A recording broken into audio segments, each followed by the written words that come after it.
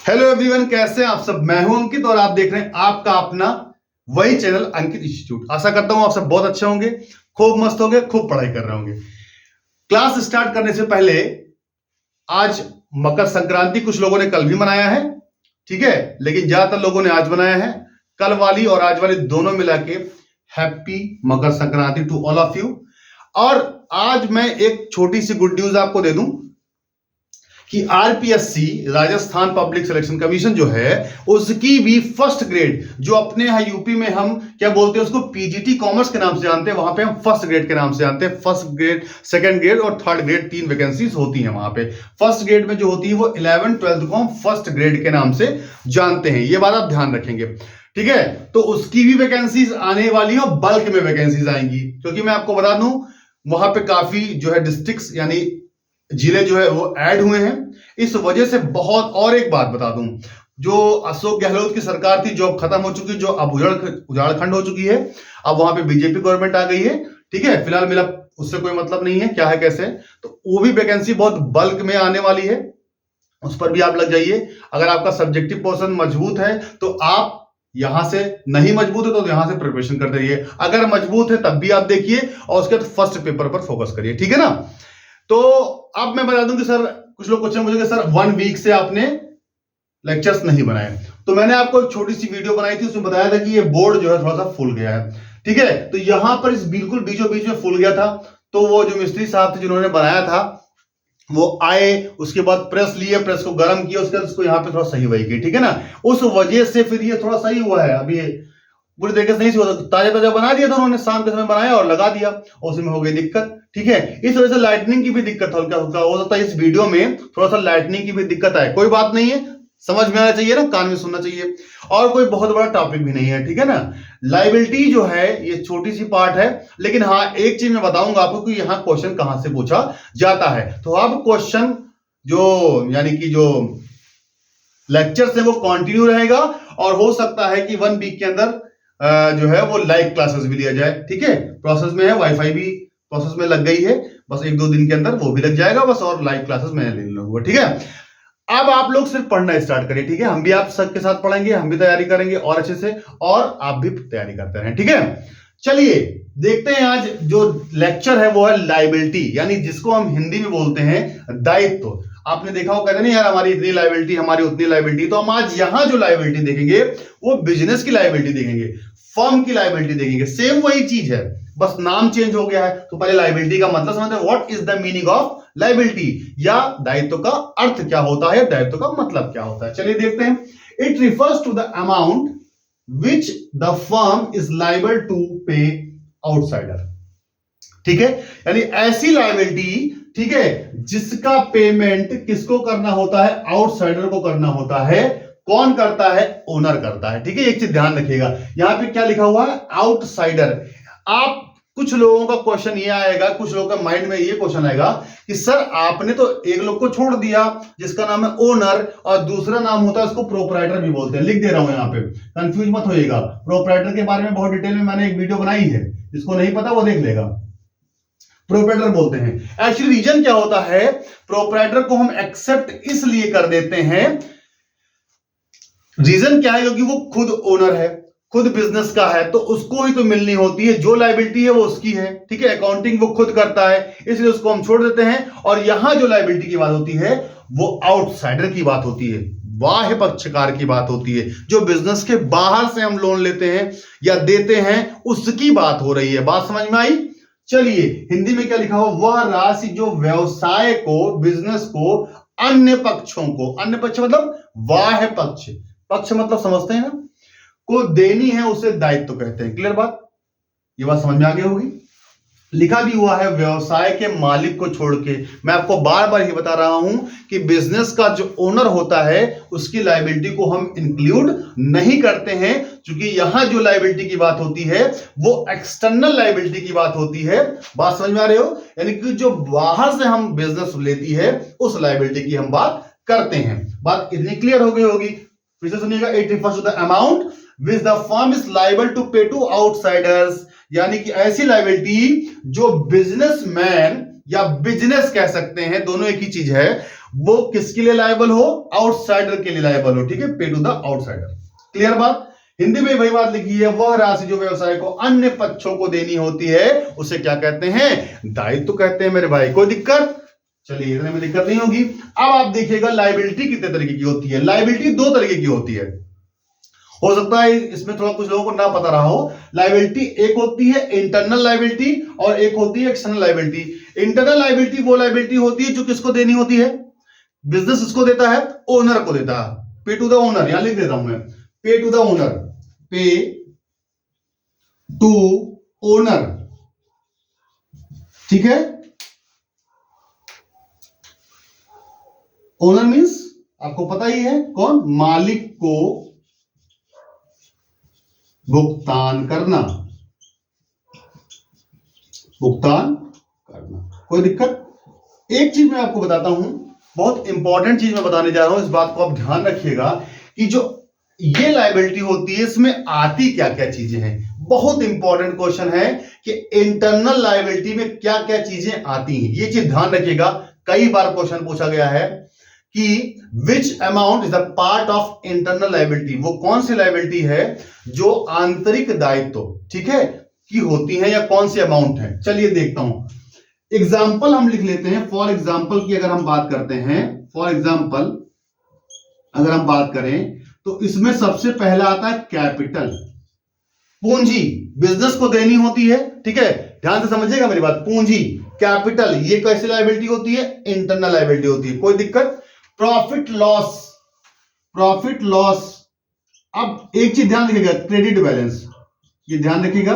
Profit loss credit balance का मतलब होता है प्रॉफिट, ठीक है। वो किसको होता है? रिजर्व्स, ध्यान रखिएगा, रिजर्व ये भी किस में आता है? इसी में आता है, रिजर्व। रिजर्व भी किस में आएगा? इसमें आएगा। कोई दिक्कत? ये 3 से 4 चीजें जो होती हैं ये कैसी लायबिलिटी होती है? इंटरनल लायबिलिटी होती है। कई बार पूछा गया है, कैपिटल को कई बार पूछा है इंटरनल लायबिलिटी एक्सटर्नल लायबिलिटी है, रिजर्व को कई बार पूछा गया है इंटरनल लायबिलिटी है या एक्सटर्नल लायबिलिटी है। तो capital, reserve, profit loss, credit balance और रिजर्व, कोई भी रिजर्व होगा वो सारा इसी में इंक्लूड किया जाएगा। कैपिटल इसी में आता है। कोई दिक्कत? इसमें कोई दिक्कत नहीं होनी चाहिए। 3 से 4 क्वेश्चन हमेशा पूछे जाते हैं कैपिटल, मोस्टली ज्यादा क्वेश्चन पूछा जाता है कैपिटल। कैपिटल कैसी लायबिलिटी होती है?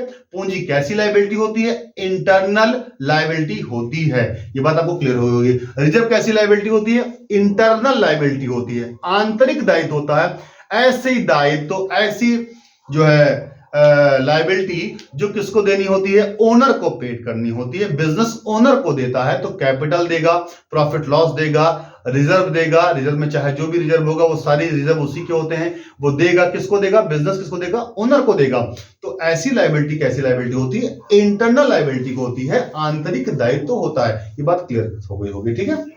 और ये बहुत सारी चीजें मैं शॉर्ट वीडियोस में बताया करूंगा, ठीक है ना। चलिए अब बात करते हैं सर एक्सटर्नल लायबिलिटी की। ये बात क्लियर हो गई। 3 चीजें ध्यान रखिएगा, capital, profit loss, credit balance और रिजर्व, ठीक है। ये सारी लायबिलिटी कैसी होती हैं? इंटरनल लायबिलिटी होती है। ये बात क्लियर हो गई होगी। अब बात करते हैं एक्सटर्नल लायबिलिटी की। बहुत यहां पे एक चीज पहले बता देता हूं कि लायबिलिटी इज इक्वल टू क्या होता है। ये इक्वेशन है, कई बार एग्जाम में पूछा भी गया है, ठीक है। इक्वेशन, अकाउंटिंग इक्वेशन क्या होता है? तो लायबिलिटीज इज इक्वल टू होता है एसेट्स माइनस कैपिटल। बात समझ में आ गई? लायबिलिटी क्या होगी? एसेट से जब हम कैपिटल को घटा देंगे तो हमारी क्या निकल के चली आएगी? लायबिलिटी निकल के चलेगी। बहुत सिंपल सा फंडा है, कुछ नहीं है। छोटी सी अगर हम बैलेंस शीट बना लें यहाँ पे, तो आप देखोगे अगर यहाँ बैलेंस शीट अगर हम बनाते हैं, यहाँ बैलेंस शीट लिख दें और यहाँ क्या लिख दें? एसेट्स लिख दें, यहाँ लिख दें अमाउंट और यहाँ लिख दें लायबिलिटीज और यहाँ लिख दें अमाउंट, या यहाँ पे लायबिलिटी लिख दें, कोई दिक्कत नहीं है। यहाँ एसेट्स लिख दें और यहाँ क्या लिख दें? यहाँ लिख दें लायबिलिटी। क्या क्वेश्चन पूछ रहा? लायबिलिटी, लायबिलिटी क्या होती है?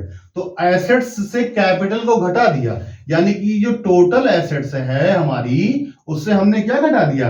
हमने उससे क्या घटा दिया? इस कैपिटल को घटा दिया। इस टोटल से कैपिटल को घटाया तो ये वैल्यू तो पता चल गई। तो ये जो वैल्यू निकल के आएगी यहाँ पे, this is called balancing figure. इसको हम क्या बोलते हैं बच्चे?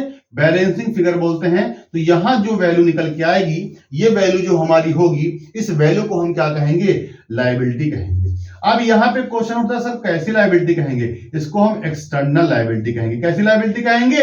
एक्सटर्नल लायबिलिटी कहेंगे, जिसे हम हिंदी में बोलते हैं बाह्य दायित्व। सर ये कैसे आ गया? इसलिए ऐसे आ गया क्योंकि जो ये लायबिलिटी है कैपिटल, ये हमारी कैसी लायबिलिटी होती है, इंटरनल लायबिलिटी, और हमको चाहिए क्या, लायबिलिटी। और यहां लायबिलिटी की जो बात हो रही है ये एक्सटर्नल वाले की बात हो रही है, इस बात को आप ध्यान रखिएगा, ठीक है ना। यहां जो बात हो रही है वो किसकी बात हो रही है, एक्सटर्नल वाले की बात हो रही है। ये सीधा सा फंडा है, ये इक्वेशन है, इस इक्वेशन से निकालते हैं liabilities is equal to assets minus capital. Assets से हम कैपिटल को घटा देंगे तो क्या निकल के चले आएगा, लायबिलिटी निकल के चली आएगी। और ये जो लायबिलिटी, ये एक्सटर्नल लायबिलिटी की बात कर रहा है। क्लियर बात। एक्सटर्नल लायबिलिटी दो तरीके की होती है, इसे ध्यान रखिएगा। पहली जो होती है वो लॉन्ग टर्म होती है और उसका दूसरा नाम होता है नॉन करंट। वो करंट नहीं, वो नॉन है, ठीक है। तो जाहिर सी बात है नॉन करंट है, इसका मतलब क्या होता है sir, payment more than 1 year, ठीक है, पेमेंट आफ्टर 1 ईयर, ऐसा भी कर सकते हैं। यहां जहां मोर देन लिखा हुआ है यहां पे आप आफ्टर भी लिख सकते हैं, पेमेंट आफ्टर 1 ईयर, ठीक है। यानी पेमेंट जो करना होता है वो मिनिमम 1 साल के बाद करना होता है। इनकम टैक्स में कहता है कि 366 डेज, ये ध्यान रखिएगा, कई बार क्वेश्चन पूछा है, इनकम टैक्स में 366 डेज कहता है। अगर 365 हो गया तो वो करंट लायबिलिटी बन जाएगी। सेम सिचुएशन एसेट्स में भी होती है, ये चीज ध्यान रखिएगा, बता भी चुका हूं।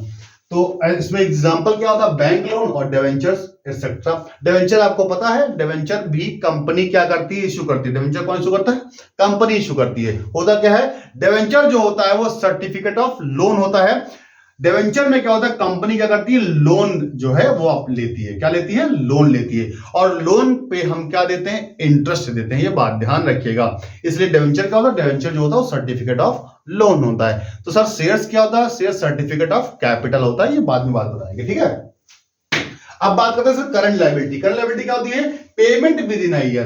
पेमेंट जो इसका करना होता है वो 1 साल से कम करना होता है। मिनिमम जो होता है, सॉरी मैक्सिमम जो होता है वो 90 डेज का होता है। 1 साल हम बोलते हैं लेकिन 90 डेज की बात करते हैं। Payment with in a year. For example bank overdraft, मैंने बताया था बैंक ओवरड्राफ्ट का मतलब क्या होता है, excess amount withdraw from bank, it is called bank overdraft. यानी कि अगर हमने एक्सेस अमाउंट निकाली है, कहां से, बैंक से निकाली है, तो उसे हम क्या बोलेंगे, उसे बोलेंगे बैंक ओवरड्राफ्ट। क्लियर है बात। पहले करंट अकाउंट पे मिलता था, अब सेविंग अकाउंट पे भी दिया जाता है। बीपी की बात करते हैं, बिल्स पेबल मैं बता चुका था। बीपी होती क्या चीज है मैं भी बता चुका हूं। बीपी क्रेडिटर्स जो होते हैं उन्हीं को हम बीपी बोलते हैं। बस दोनों में डिफरेंस क्या होता है कि बीपी जो होती है वो रिटर्न वे में होती है और जो क्रेडिटर्स होते हैं वो ओरल वे में। यानी कहने का मतलब है क्रेडिटर्स को हम पहचानते हैं, जानते हैं, लेकिन जो बीपी वाला बंदा उसको पहचानते नहीं, तो हम एक डॉक्यूमेंट लिखवा के रखवा लेते हैं, ठीक है। This is called BP. BP क्या होती है, हमारी एक्सटर्नल लायबिलिटी होती है और करंट लायबिलिटी का पार्ट होता है, ये चीज ध्यान रखिएगा। आउटस्टैंडिंग एक्सपेंसेस मैंने आपको बताया था, amount due but not paid, यानी कहने का मतलब अमाउंट हमने ड्यू तो कर दिया लेकिन हमने पेड नहीं किया। फॉर एग्जांपल हमने 11 महीने की सैलरी दिया, 1 महीने की सैलरी नहीं दी, तो जो 1 महीने की salary, this is called outstanding expenses. एक चीज क्वेश्चन यहां और बता देता हूं कि outstanding expenses this type of account, यानी कि आउटस्टैंडिंग एक्सपेंसेस जो होता है वो किस तरीके का अकाउंट होता है, तो ये जो होता है वो होता है रिप्रेजेंटेटिव पर्सनल अकाउंट। ये ध्यान रखिएगा, बहुत बार क्वेश्चन एग्जामिनेशन में पूछा गया है, ठीक है। फिर उसके बाद शॉर्ट टर्म लोन। अगर हमने कोई शॉर्ट टर्म लोन ले रखा है, बैंक से ले रखा है, कहीं से भी ले रखा है, तो सॉरी वो भी इसी का पार्ट होती है। क्लियर।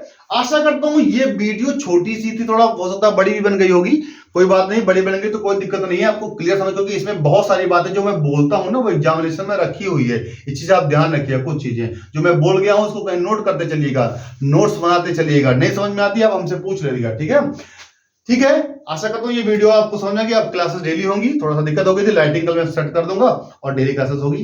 कल जो है आपको मैं कल बताऊंगा कि एक्सपेंडिचर और एक्सपेंसेस पे डिफरेंस क्या है।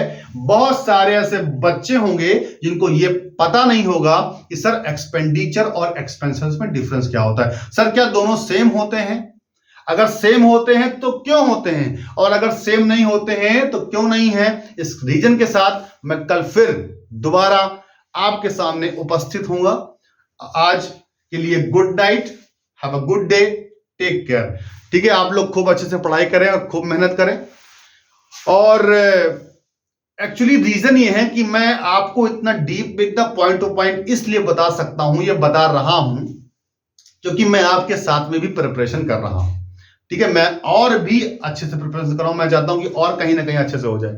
तो इसलिए आप जब जबरदस्त तैयारी करिए, मैं आपको वही चीज बताऊंगा जो एग्जाम में रखी होंगी, ठीक है, क्योंकि आपके ही बीच से आया हूं और आपके बीच से ही पढ़ रहा हूं, पढ़ा रहा हूं, ठीक है। सबसे बड़ी बात है, शायद आपके पास जितनी बुक्स नहीं होंगी उतनी बुक्स मेरे पास रखी हुई, मैं किसी दिन आपको दर्शन भी कराऊंगा और दर्शन करा चुका हूं, जिसमें मैंने आपको बताया था कि यूपी टीजीटी पीजीटी की इतनी, कुछ लोगों के सर अरे इतनी किताबें पढ़ेंगे, हाँ भैया तब भी सिलेक्शन होगा, नहीं तो सिलेक्शन में ना हो ही।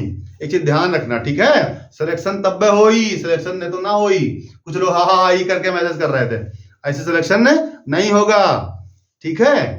तो कोई बात नहीं है, और ईश्वर ने चाहा तो जिन्होंने 2022 में टॉप किया था उनका इंटरव्यू भी मैं लेके आऊंगा, नाम नहीं बताऊंगा अभी, आएगा आपको देखिएगा, और उनसे जो इंटरेक्ट कराऊंगा आप लोगों को, और एक एक पॉइंट पर बात करूंगा साथ में, ठीक है। चलिए, आशा करता हूं आप सब बहुत अच्छे होंगे, और नेक्स्ट वीडियो कल आएगी, एक्सपेंडिचर वर्सेस एक्सपेंसेस, यानी कि एक्सपेंडिचर और एक्सपेंसेस में डिफरेंस क्या होता है, सबसे ज्यादा क्वेश्चन किससे पूछे जाते हैं, एक्सपेंडिचर से पूछे जाते हैं या एक्सपेंसेस से पूछे जाते हैं, और क्यों पूछे जाते हैं, ठीक है। Okay, thank you, tata bye bye, good night, take care, have a good day, जय हिंद, जय भारत।